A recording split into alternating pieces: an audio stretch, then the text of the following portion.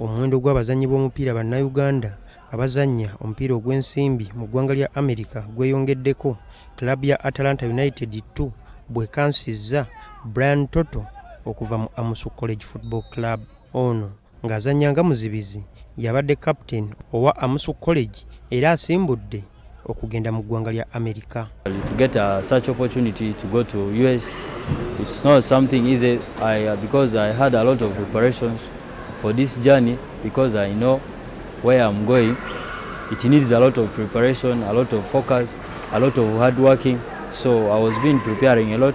Toto ye muzannyi owokubiri okuva mu Amusu College okugenda mu ggwanga lya America okuzannya omupiira ogw'ensimbi, ng'omulala ye Alan Orioth eyeegatta ku club eya New England Revolution.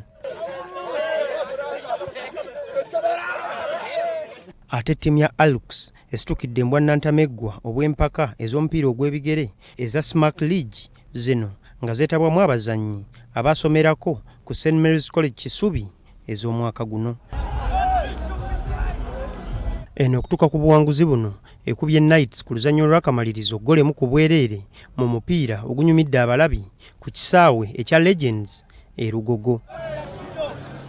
Ekisooka bw'oba omanyi abaasomerako ekisubi ojja kumanya nti bali competitive nnyo. They have that competitive spirit. So twakimanya nti fine egenda kubeera nzibu, so ne twetegeka era kyova olaba ng'omupiira gubadde mu gw'amaanyi, mulimu okusika wano na wali, naye twali tukimanyi nti tulina okufuna omukisa ne tugukozesa. Omupiira guno twagutandika ng'abazannyi obuzannyi omupiira, naye ttiimu empya ku ze twakaleeta gye bayita Vulcans, mulimu omwana yabadde amanyi omupiira nga muyitirivu, bamufunye ne bamutwala kati bamusayiniza okuzannya omupiira ogw'ababinywera oba gye bayita professional football e Ghana.